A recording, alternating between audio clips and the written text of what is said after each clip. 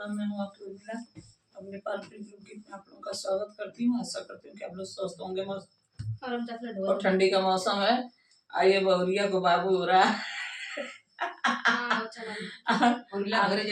हम लोग सोहर गाने जा रहे हैं। आइए गीत कैसा लगा कमेंट बॉक्स में जरूर बताइएगा।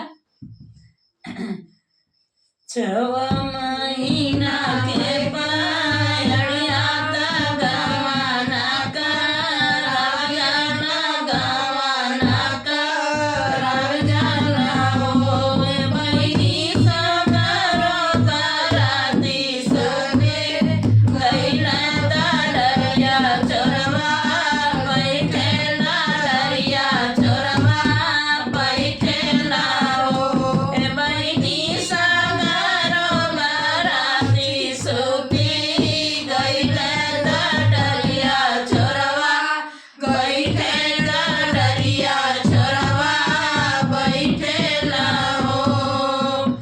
पहिले तरुटे सिरा सेनुर नयन भर काजल नयन भर काजल हो ए बहिनी सगर में काटे राजा रखला सर बरस नहीं है सर बरस नहीं गया हो ए बहिनी सागर से काटे राजा रखला सर बरस नहीं है सर बरस नहीं गया हो परिछना चलेली सासु तब परिछना चलेली सासु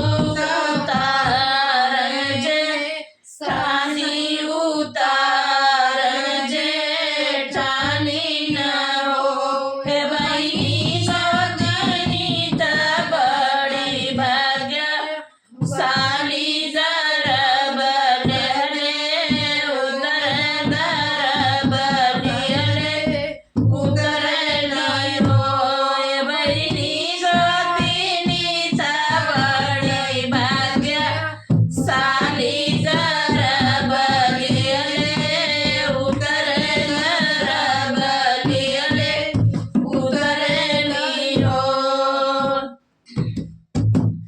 किया हो लो भैला एक वन माता पिया डोले वन माता पिया डोले वन माता हो हे बहिनी सया हो लो भैला गड़ी वन मातर बलेले उतर कर बलेले उतर हो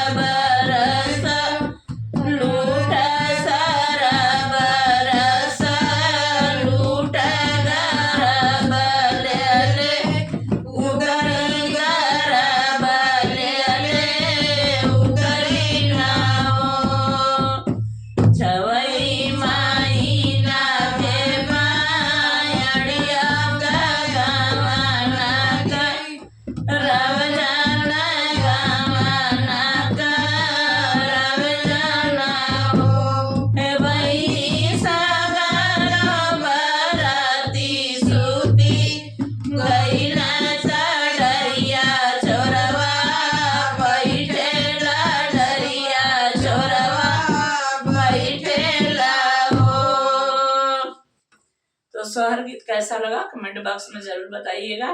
मिलते हैं नेक्स्ट वीडियो के साथ, तब तक के लिए बाय बाय, नमस्कार।